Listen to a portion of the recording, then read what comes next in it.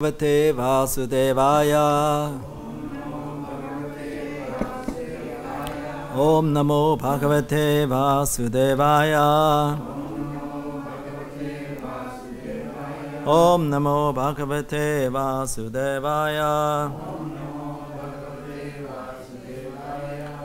Read from Bhagavad-Gita, first chapter, 32 to 35.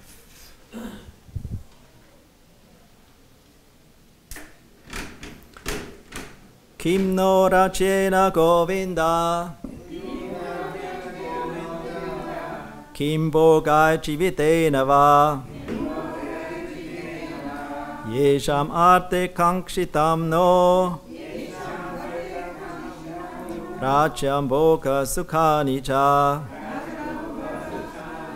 Ta ime vastite yudhe, Ta ime vastita yudhe, Pranam styaktva dhanani cha,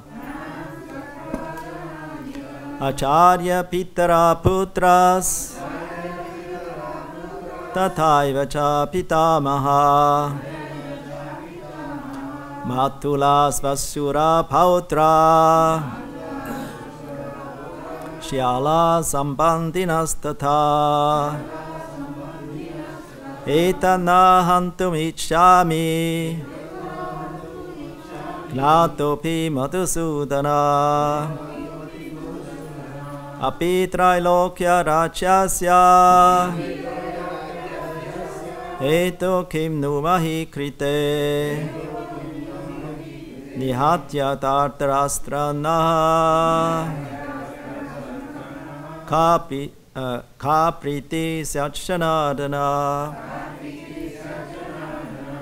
So we'll go directly to translation and purport by His Divine Grace Srila Prabhupada Ki Jai. O Govinda, of what avail to us are a kingdom, happiness, or even life itself, when all those for whom we may desire them are now arrayed on this battlefield? O Madhusudana, when teachers, fathers, sons, grandfathers, maternal uncles, fathers-in-law, grandsons, brothers-in-law, and other relatives are ready to give up their lives and properties and are standing before me, why should I wish to kill them, even though they might otherwise kill me? O Janardana, O maintainer of all living entities, I am not prepared to fight with them even in exchange for the three worlds, let alone this earth. What pleasure will we derive from killing the sons of Dhritarashtra? Purport. Arjuna has addressed Lord Krishna as Govinda because Krishna is the object of all pleasures for cows and the senses. By using this significant word, Arjuna indicates that Krishna should understand what will satisfy Arjuna's senses. But Govinda is not meant for satisfying our senses. If we try to satisfy the senses of Govinda, however, then automatically our own senses are satisfied. Materially, everyone wants to satisfy his senses, and he wants God to be the order supplier for such satisfaction. The Lord will satisfy the senses of the living entities as much as they deserve, but not to the extent that they may covet. But when one takes the opposite way, namely, when one tries to satisfy the senses of Govinda without desiring to satisfy one's own senses, then by the grace of Govinda, all desires of the living entity are satisfied. Arjuna's deep affection for community and family members is exhibited here partly due to his natural compassion for them. He is therefore not prepared to fight. Everyone wants to show his opulence to friends and relatives, but Arjuna fears that all his relatives and friends will be killed on the battlefield, and he will be unable to share his opulence after victory. This is a typical calculation of material life. The transcendental life, however, is different. Since the devotee wants to satisfy the desires of the Lord, since the devotee wants to satisfy the desires of the Lord, he can, Lord willing, accept all kinds of opulence for the service of the Lord. And if the Lord is not willing, he should not accept a farthing. Arjuna did not want to kill his relatives, and if there were any need to kill them, he desired that Krishna kill them personally. At this point, he did not know that Krishna had already killed them before their coming into the battlefield, and that he was only to become an instrument for Krishna. This fact is disclosed in following chapters. As a natural devotee of the Lord, Arjuna did not like to retaliate against his miscreants, cousins, and brothers. But it was the Lord's plan that they should all be killed. The devotee of the Lord does not retaliate against the wrongdoer, but the Lord does not tolerate any mischief done to the devotee by the miscreants. The Lord can excuse a person on his own account, but he excuses no one who has done harm to his devotees. Therefore, the Lord was determined to kill the miscreants, although Arjuna wanted to excuse them. O Govinda, of what avail to us are a kingdom, happiness, or even life itself, when all those for whom we may desire them are now arrayed on this battlefield? O Madhusudana, when teachers, fathers, sons, grandfathers, maternal uncles, fathers-in-law, grandsons, brothers-in-law, and other relatives are ready to give up their lives and properties, and are standing before me, why should I wish to kill them, even though they might otherwise kill me? O maintainer of all living entities, I am not prepared to fight with them even in exchange for the three worlds, let alone this earth. Our pleasure will be derived from killing the sons of Dhritarashtra. Om Akyatim Ranyasya Gananchana Salakayam Chakshurun Militam Yena Tasma Shigrave Namaha Sichatanimanopistam Stapidam Yena Bhutale Swayam Rupa Katamayam Dadati Svapatantikam Vandesi Krishna Chaitanya Nityananda Sahodita Gaudadai Pushpavanto Chitta Shanda Tamonadao Vanchakalpatrubhyascha Kripasindavevacha Patitanam Pavanevya Vaishnavya Namo Namaha Jai Sri Krishna Chaitanya Prabhu Nityananda Shri Advaita Gadadha Shivasadi Gaur Bhaktavinda Hare Krishna, Krishna Krishna, Hare Hare, Hare Rama, Ram Ram, Hare Hare.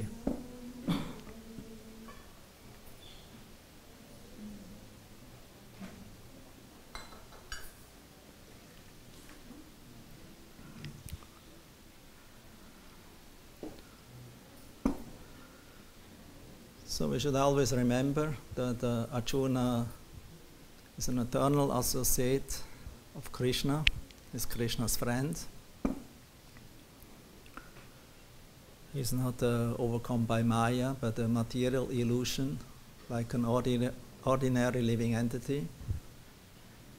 But Krishna, that he could speak Bhagavad-Gita, he arranged this illusion or bewilderment of Arjuna. Therefore this chapter is called the lamentation of Arjuna. Arjuna is lamenting, and he wants to ask Krishna, please show me against whom I should fight. That was the last Monday verse we spoke about. So Arjuna requests Krishna. Krishna is his charioteer. He decided, I will not fight personally, but I will be your charioteer, your Sarati, Partha-Sarati. So he became very famous as Partha-Sarati, he who became the servant of his devotee, Arjuna. And Arjuna was seemingly bewildered, he was confused because when he saw all this ocean of warriors opposed to him, ready to fight, all armed up to the teeth, everywhere. They had not only hairs, they had weapons. You say somebody has hair on the teeth, you know. You also have this expression in America, hair on the teeth. That means he's very sharp speaker, very, I would say, with hairy speaker, not very gentle. So, but they were armed up to, on every tool, you know, up to with all the kinds of different weapons, astras, and therefore they were all Maharathas, all great warriors. It is described in the 10th canto of the Srimad Bhagavatam by Maharaj Parikshit that in comparison to Arjuna and the Pandavas, this opposite side, headed by Dronacharya and Bhishma, they were all like Timingila fishes. Timingila means big fish, whale, like a whale, big, even bigger than whale, because they even eat these kinds of fish. Timingila is a monster fish, very gigantic, very ferocious, fearful.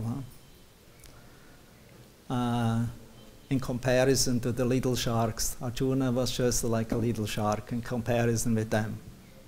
They were all such big fish. Drona, Karna, and Bhishmadev, and many others.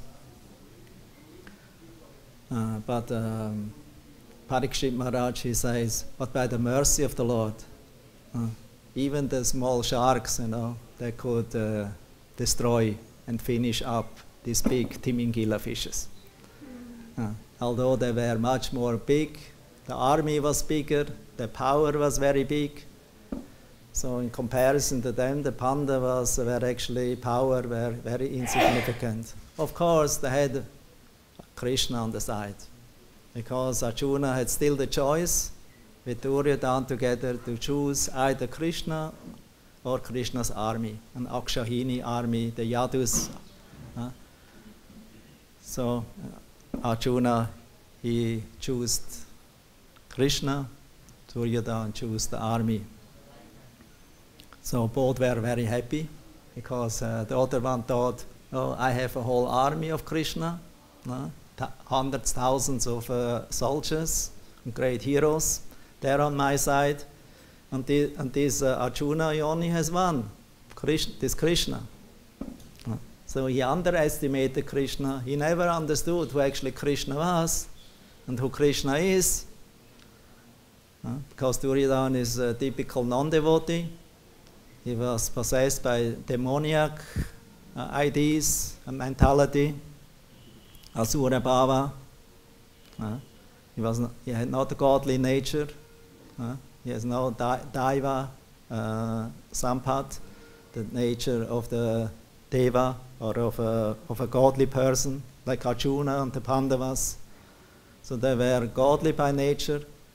Duryodhana, Dhritarashtra, and all those who chose, mostly those who chose the Duryodhana side, were ungodly by nature. They were all overcome by greed. Therefore, Krishna's argument to Arjuna was, you know, if you will not fight, you think they will also not fight? No.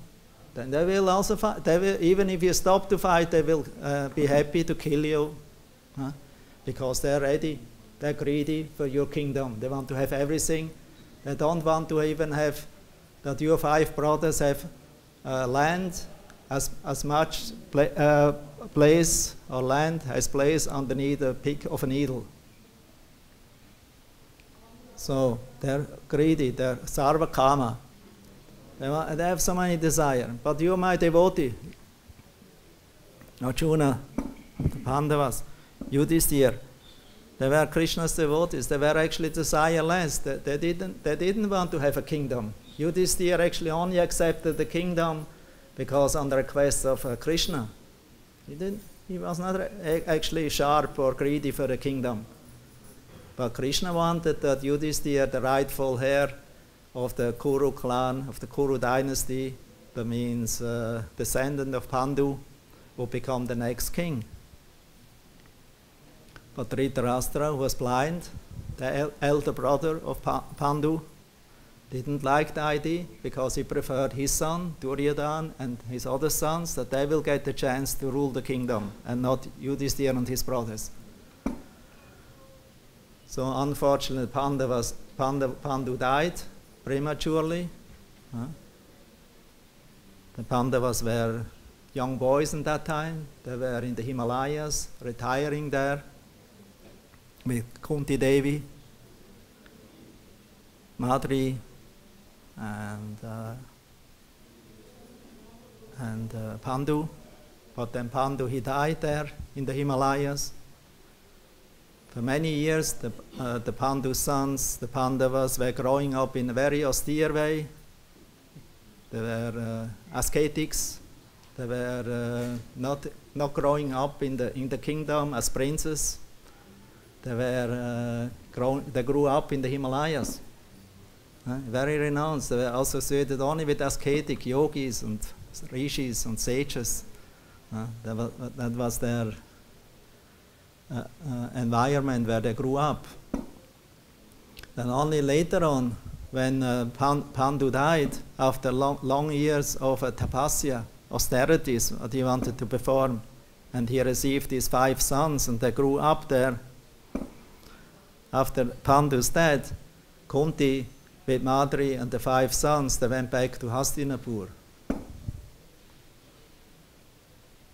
So Pandu was the king in that time, because although he was not the eldest, he was the second son, second brother. Dhritarashtra was blind, therefore he could not become the king. So when Pandu died, then naturally Dhritarashtra with Bhishma Dev together. Bhishma Dev, because he was the grandsire of the Kuru dynasty. They were ruling the kingdom. Bhishma Dev was a brahmachari, whole life brahmachari, because he took the terrible vow never to marry. Therefore the demigods, they gave him the name Bhishma, the one who took upon himself the terrible vow of celibacy. So he was Devarata before, his name, son of Ganga. And then and he was a Kshatriya son of what's his father's name? Shantanu. So he was came from great Kshatriya line, and Ganga Devi, from celestial goddess, personified Ganga, and he was the son. So he was a Kshatriya, and for a Kshatriya to take up brahmachari life, was unheard of in that time. So then, therefore, they gave him the name Bhishma.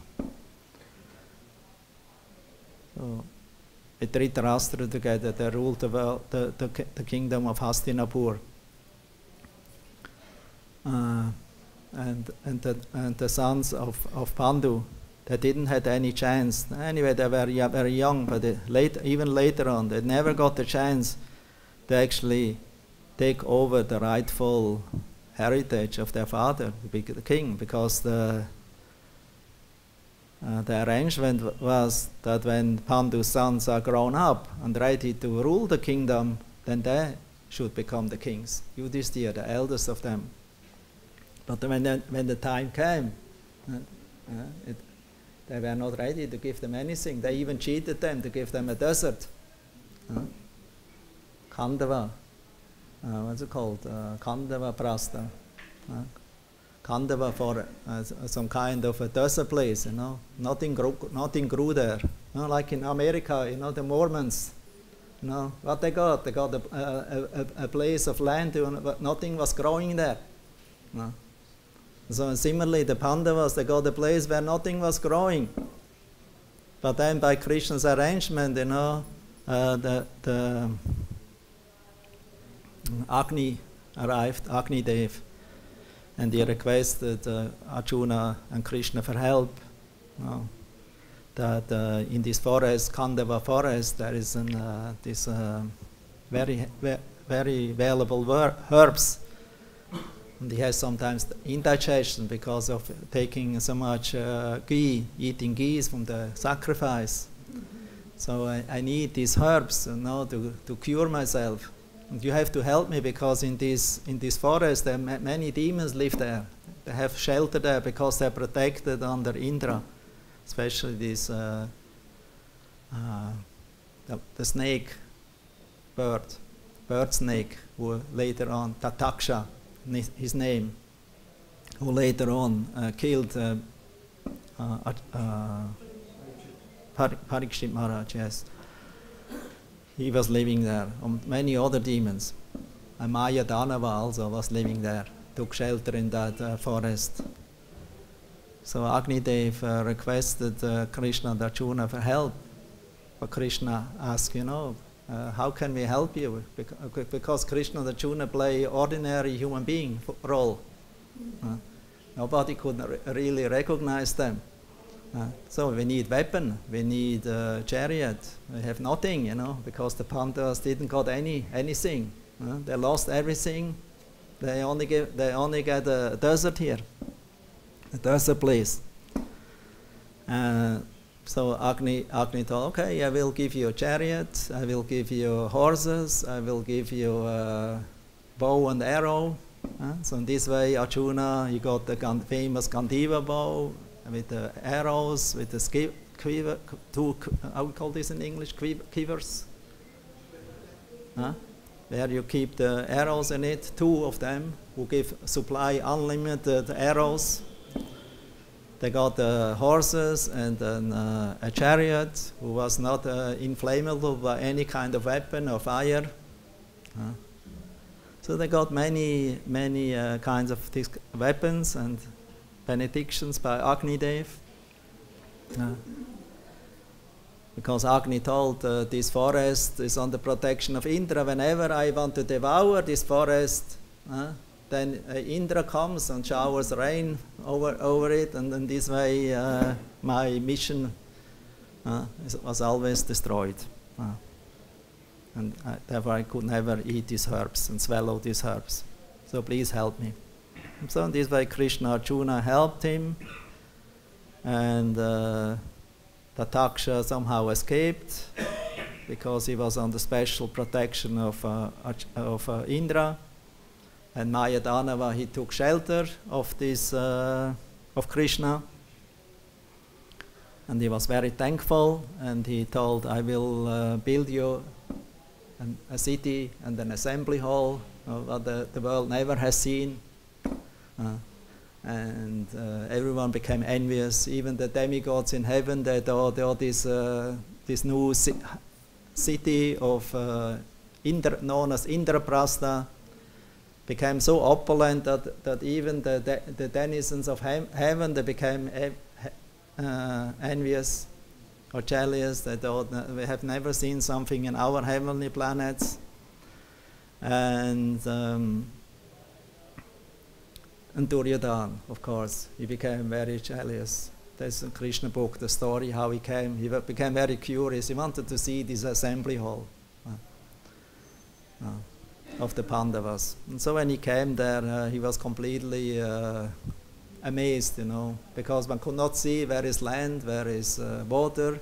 When he thought this is water, then it was land. When he thought it was land, then it landed in the water. And everyone in the palace started to giggling and making jokes about him. They were happy that he experienced such a kind of an experience. And Krishna even supported it, although Krishna is normally not partial or partial to everyone, but in this side he became very partial to his devotees, to the Pandavas. So Duryodhana, after his humiliation, and he became so much humiliated, Then he left the palace in great anger, and he went to the father's palace, and he told him, "Father, now I swear and I declare, these Pandavas have to all be killed by hook and by crook. They have to be killed. I cannot live for a second anymore with the Pandavas together. I cannot live with them. I cannot tolerate them. I cannot smell them." He became a real enemy, a sworn enemy of the Pandavas. Although the Pandavas actually never did something to him. But he could not tolerate that somebody was greater than him. That was his disease, Duryodhana disease. I mean, he was so much proud, so much attached to prestige, opulence, Ishvara, this typical Ishvara complex, this demoniac. Ishvara always control, possessing more and more and more and more, greedy, and accumulating more and more, and still not satisfied. They think it satisfies me, but for how long? So there's no real satisfaction in this material world if we only want to satisfy our own senses.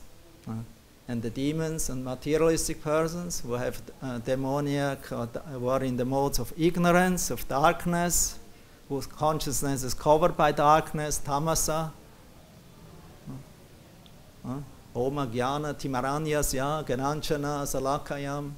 So they're completely covered by this tamasa. So they are very greedy. They have not their senses under control. They have no mind control, no sense control. They are just servants of senses.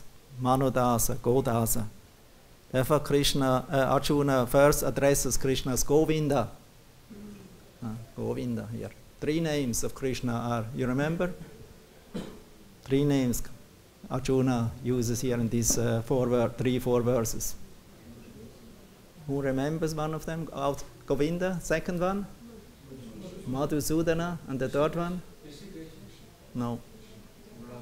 Huh? Janardana, yes. And all these three names of Krishna have great significance. First one is Govinda, we all know. Everyone in India knows, the whole world knows practically Govinda, almost more than Krishna. Because in all the yoga studios they sing Govinda Chai Chai, Gopala Chai Chai. The yogis chant Govinda more than Krishna. So it's easily to speak out the name Govinda. It's more difficult to pronounce Krishna properly. Because there's Krishna and Krishna. Many kirtaniyas sing Hare Krishna, but they actually don't call Krishna's name. They call Draupadi's name.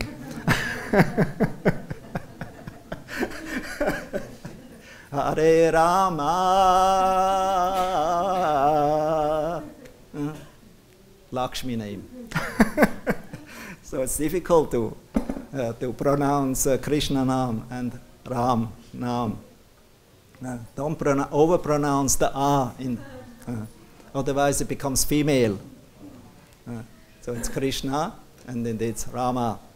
It's not Rama, it's not Krishna. Krishna is Draupadi. Rama is Lakshmi Devi. Ram or Rama is Balaram or Ramachandra. And Krishna is Krishna, all attractive one. Because he attracts the whole world. He's Madan Mohan. The name of Krishna is Madan Mohan here in Vrindavan. Krishna is famous mostly as Madan Mohan. He who is attracting Cupid. Cupid attracts everyone, makes everyone crazy in this material world. Kamadev, with his 5 arrows, making everyone stupid and crazy. For sense gratification, for sense enjoyment, for enjoying sex life, and to enjoy a lot of material opulences. So but Krishna attracts Madana Mohan. Mohana. He bewilders him. There's nearby here a place called Madanter. You know, Madanter around the Parikrama road, around the curve. If you go down to Madan Mohan, the first curve, if you go down like that, goes around like that, there in the side is Madanter. So Madanter is meeting place of Radha Krishna. That Krishna became attracted and hurt by the arrow of Radharani's love. That's the place. So it's called Madanter. So Madana means Cupid, Kamadev. So he's very attractive, but Krishna is more attractive because he can attract Kamadev.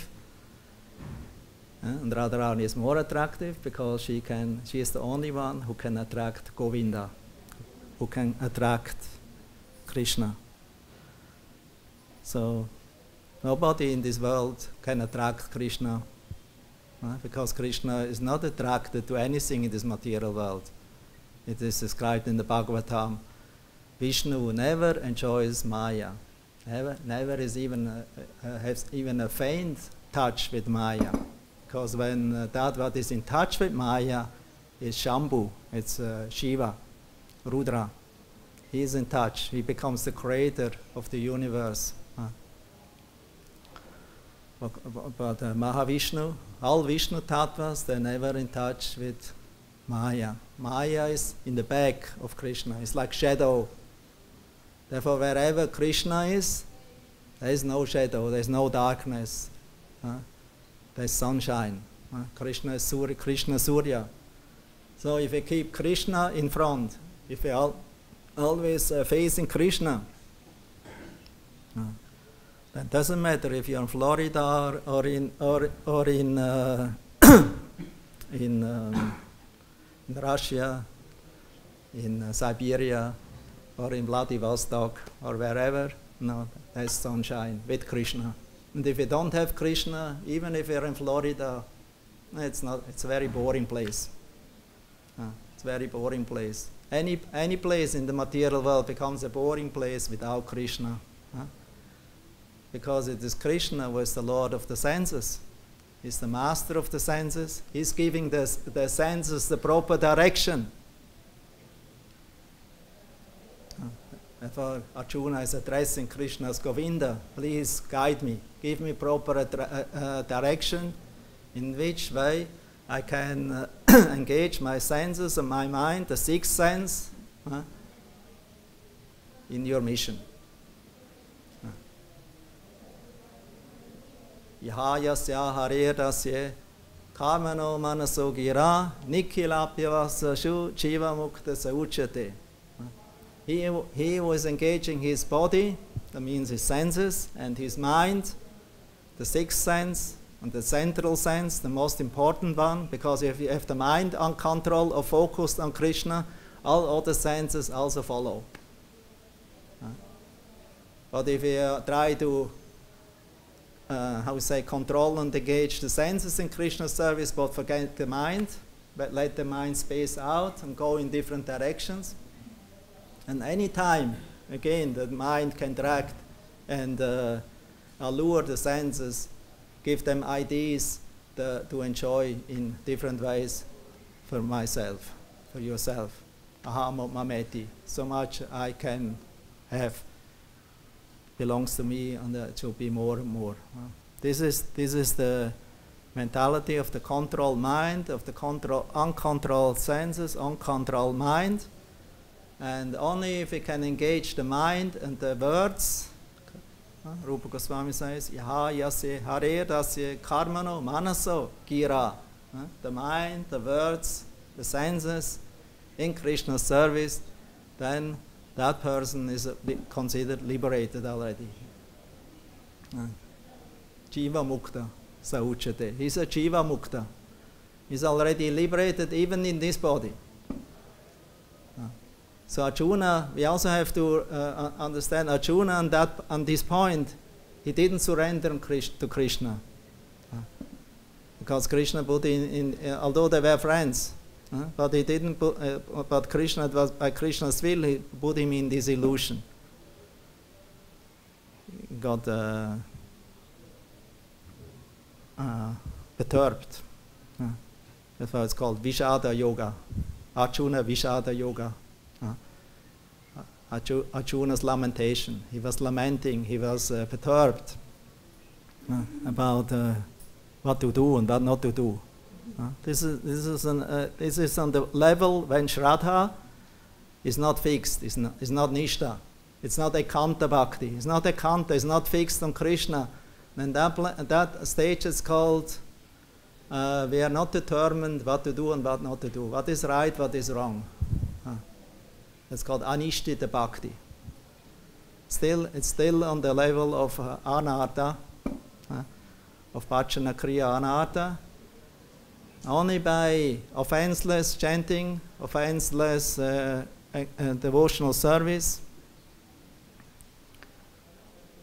without hidden motives, with honesty, with simplicity. Only if we are engaging in this way in the service of Krishna, then Krishna takes charge for the mind and the senses. Then they get the proper directions. And if the mind and senses are fixed on Krishna with the help of the good intelligence, buddhi, then we will not become disturbed anymore. Why we become disturbed? Because our intelligence and mind still have so many crazy ideas. As you say, whirlwind, hurricane, whirlwind going on in the mind, making so much turbulences, like an airplane, if a hurricane, if you get in a hurricane, the airplane and the people in the airplane will get in so many turbulences. Everyone will scream, oh my God, oh my gosh, oh my this, oh my that. And everyone will be overcome by fear. So like there's one joke I will tell you, by the way. As a joke, there was a turbulence in the airplane, and there were two businessmen sitting there in business class. They were drinking some glass of wine in the turbulence, especially they drink also a little more, to become not so much overpowered by the fear if you're under intoxication. And then the next guy was a Muslim man, Islam man. So normally they always chant on their beats, small beats. But somehow or other he became also afraid, And then he asked the two men, can I also sit next to you and take a glass of wine? And then the two men told to him, but you are Muslim, you should not drink, not? And then the Muslim, he told, now Allah has to take care, to keep this airplane in balance. He has no time to check me now if I'll drink or not.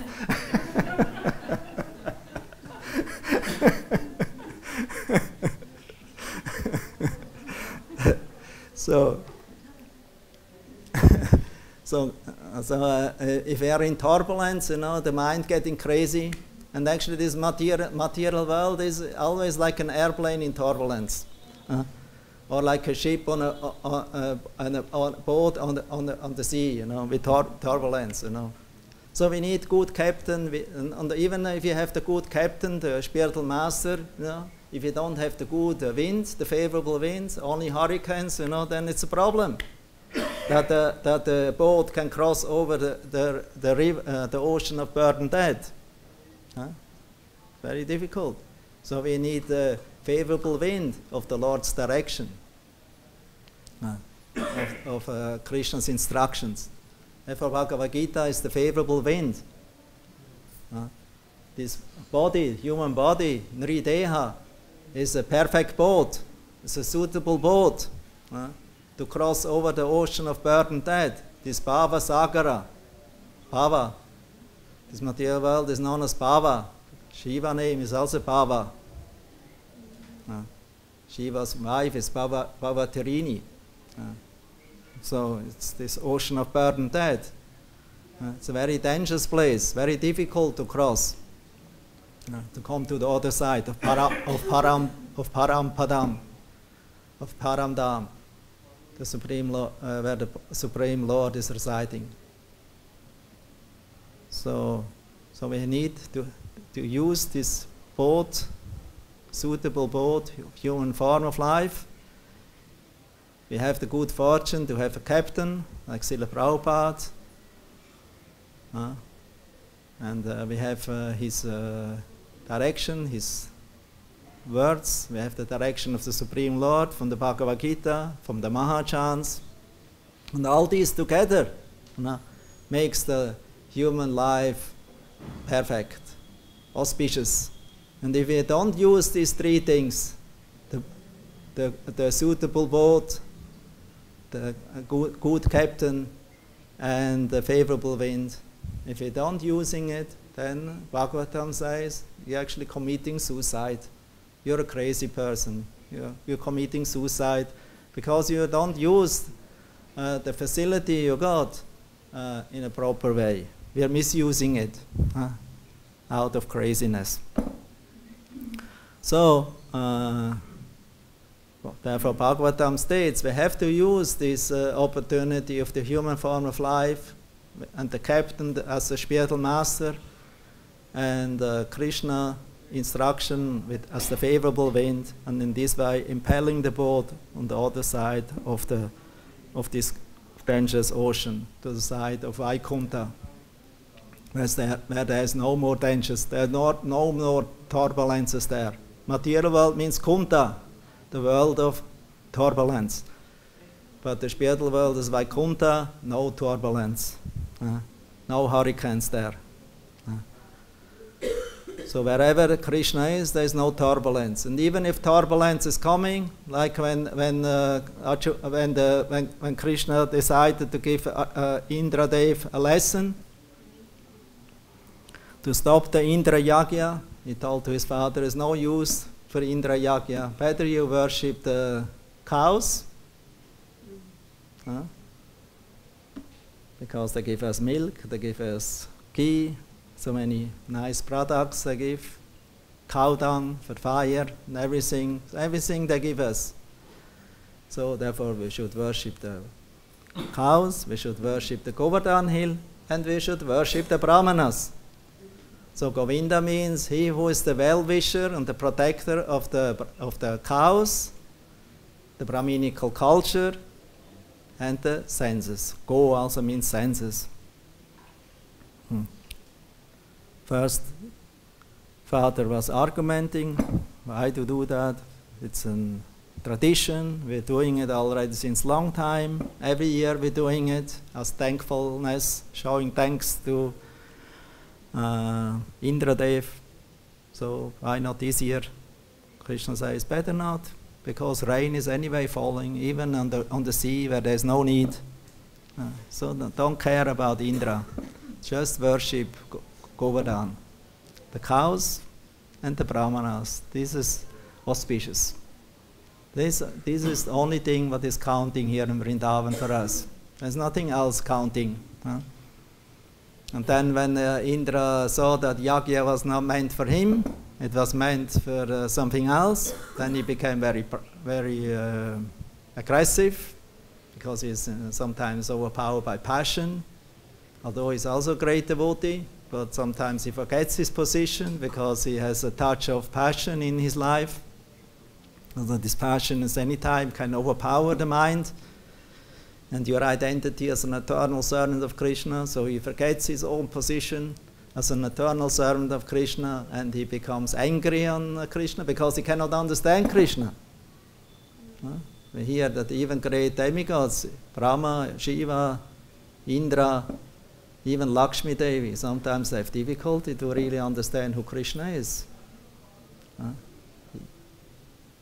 They become bewildered by it, because they never thought that Krishna is such a coward boy, so small, and that he is all-powerful.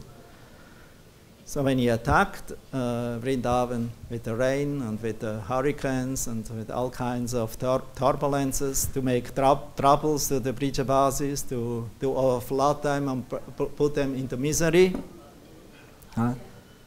Krishna took hill, the mountain of Govardhan, Giridhari, lifted him up, for 7 days on the little finger of his left hand.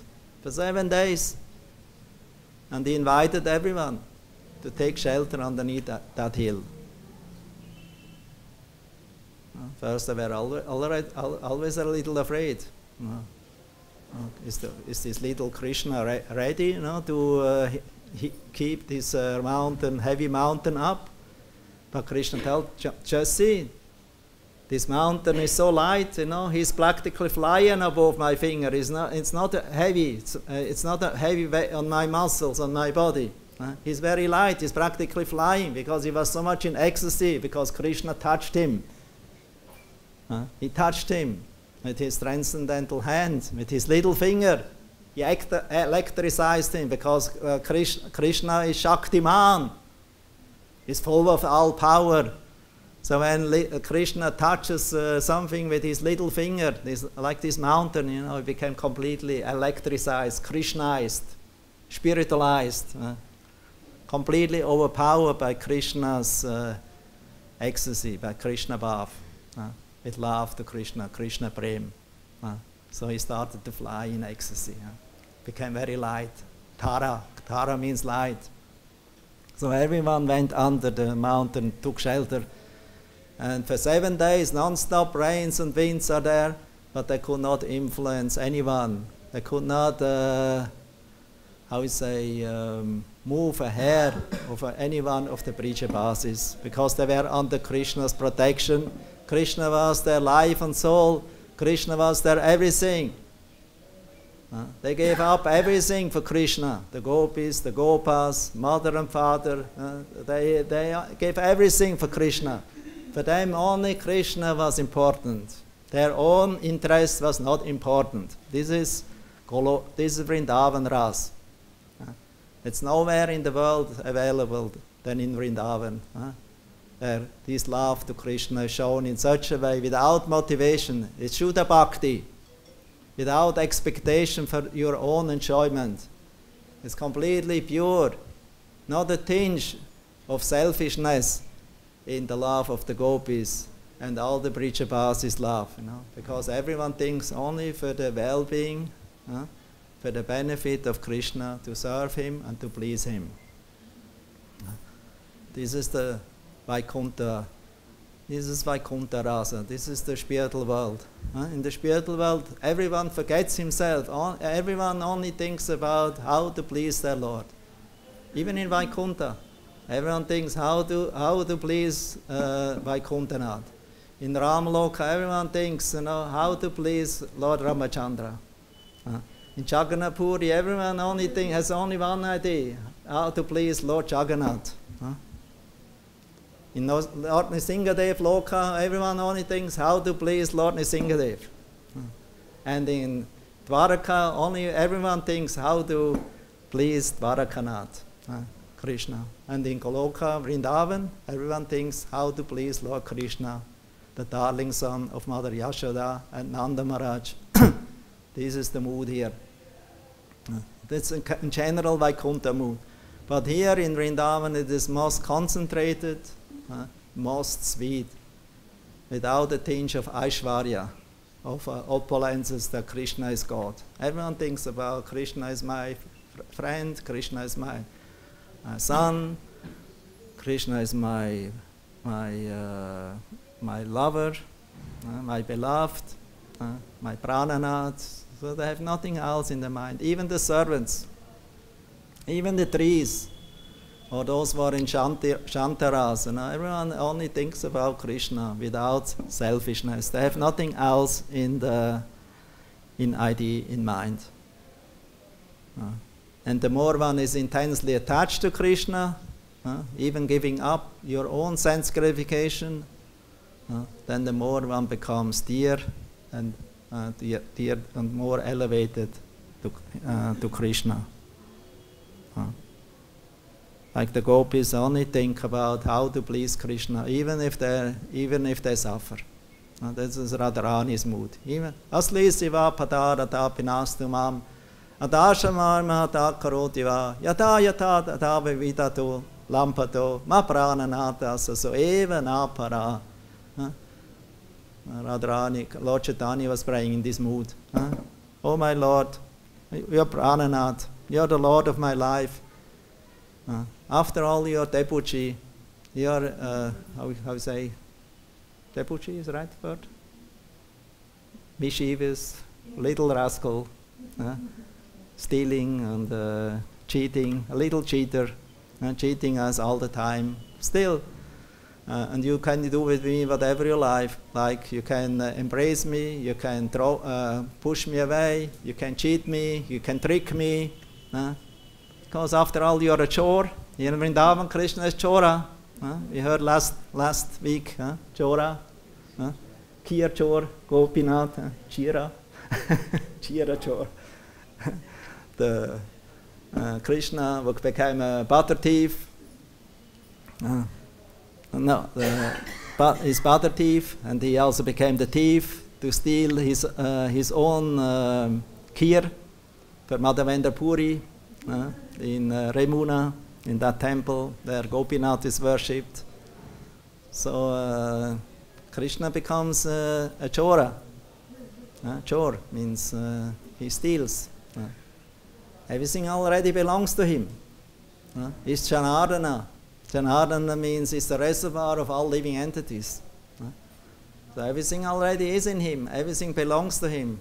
So why he has to steal? So that's Leela. This is the Madhurya. This is the sweetness here in Vrindavan, and with his devotees.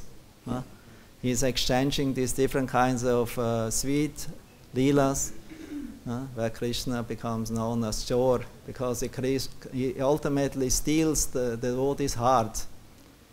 His Manohara, he steals the devotee's mind and makes them attached to his lotus feet. This is Krishna consciousness. And this has nothing to do with yoga exercise, and nothing to do with jnana, with intellectual understanding of scriptures. It has nothing to do with pious karma activities. We cannot pay, we cannot buy this love to Krishna, this sweetness. There's only one price to pay. It's this laulyam, this greed to somehow or other relish this katha, this Madhurya katha, sweetness about Krishna, as it comes from the Mahachans, from the self-realized devotees, from the Mahants, from the Acharyas. That's our prasad. Whatever remnants they give to us in form of this katha, of this knowledge, this is it's the mercy. And that's how we come, and that's how we can relish it. We cannot have direct access to Krishna. So therefore Krishna spoke a Bhagavad-Gita to Arjuna, so for us, so that we can get benefited, so that we know what to do, how to surrender, and how to work for Krishna and act for Krishna's pleasure, for Krishna's satisfaction. This is our direction. This is the cause of all happiness. Therefore, Krishna is also known as Madhusudana. Madhusudana also means, explained by Lord Shiva in the Brahma-Vaivarta Purana, that Madhusudana means he who makes the life auspicious. He makes life auspicious. Everyone who surrenders to Krishna, Madhu is the killer of Madhu. Madhu, Kaitava were the first two demons in the universe. So it was Krishna, Madhusudana, Vishnu, who actually killed these two demons, Madhu, Kaitava. And in this way he created auspiciousness for the pious man, for the devotees, to remove their anarthas, their impurities from the heart. A doubt, for example, is also like a demon. So Krishna is also Madhusudana, who removes our doubt from our heart, so that, that our faith of Shraddha will become fixed in Nishta, free of mixtures of Sometimes I like to serve Krishna, sometimes I'm not so much sure if I want to serve Krishna, or maybe I also need sometimes a little time for myself, for my own sense gratification, for my own mind pleasure and sense pleasure and peace of mind.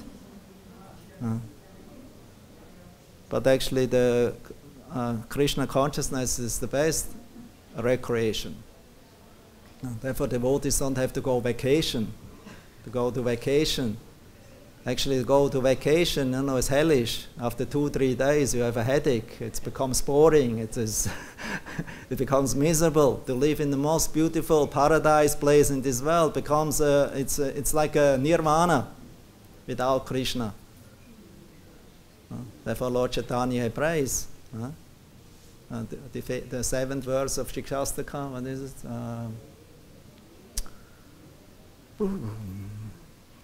How it starts? 7th verse of Shikshastaka? Somebody remembers?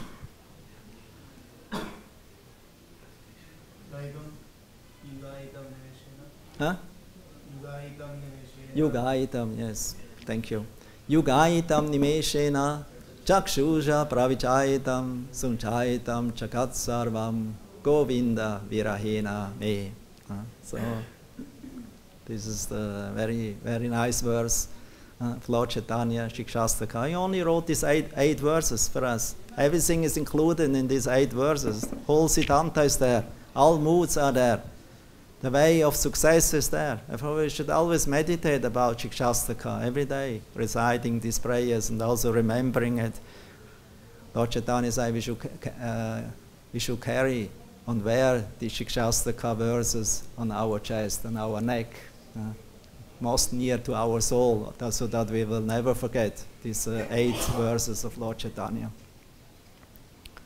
So he prays, without Krishna consciousness, the separation of him, not seeing him, even for one moment, appears to me like 12 years or more, like a whole yuga, like long, long, long time. 12 years or more means a whole yuga. It means for thousands of millions of years. And it is like a desert. Even the most beautiful place turns into a desert, to a vacant place. So it becomes very boring. But if we have Krishna consciousness in our center, then even hell becomes Vaikuntha. Even the most difficult place, even Narottam Das Thakur or is it Krishna Das Kaviraj Goswami, with Krishna, even a prison house will become heaven, will become Vaikuntha. Hell will become Vaikuntha.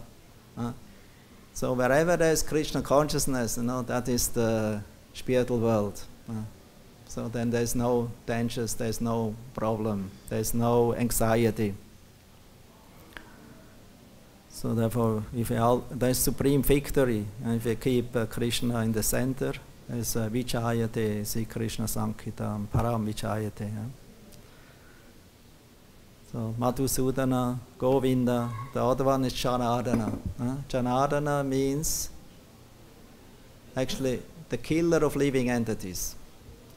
But actually Krishna is not killing the living entities, Krishna kills the living entities' ignorance, darkness, to remove their enemies, their impurities from their heart. This is meaning of Janardana. So Arjuna prays to Krishna as Janardana, please remove my doubt, my impurities in my heart, my doubt. Why to fight, not to fight? Remove this ignorance so that I can accept you as a guru and take shelter in you and accept instruction from you and act for your pleasure according to your guidelines. Okay, Hare Krishna. Praise the Prabhupada. I stop here. Any question maybe, or Parvati, Maladi, any comment? Actually, thank you very much. Hare Krishna.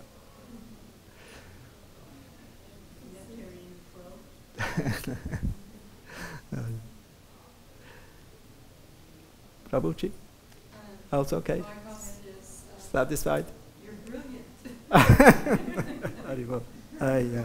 So many compliments, you know. That's don't become enemy now, you know, because those. Not only instructive but very entertaining. Thank you so much. Okay. Very well.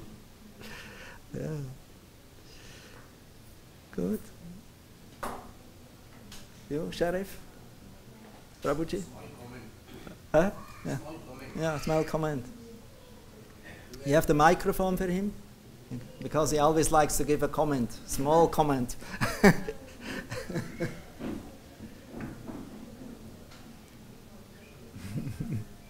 Correct.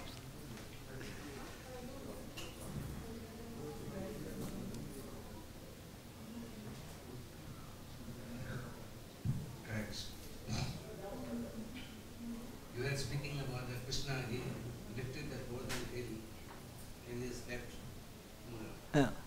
That time he was only 7 years. Around 7 years, yeah. Around 7 years. Yeah, yeah. He was in the, I would say, end of Pauganda, Yeah. beginning of Kishore. And when he lifted the golden hill, the devotees who came under this one, they thought with the golden hill will fall. They supported with the sticks. Yeah, Basically. yeah, of course. Because the cowherd men, especially the elder ones, or those who are equal with Krishna, no? Like Sridama, Sudama, and the elder ones, Nanda Maharaj, Upananda, like that. They thought, oh, let help Krishna, you know, to support the mountain, you know, because they consider themselves equals with Krishna.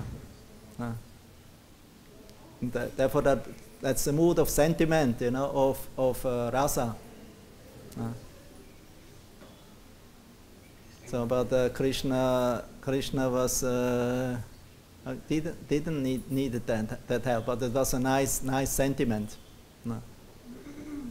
And sometimes the mountain even started to shake, you know, because Krishna sometimes was a little unattentive, because looking on Radharani and. No. And then, despite that these sticks were there, you know, then nobody could keep the balance.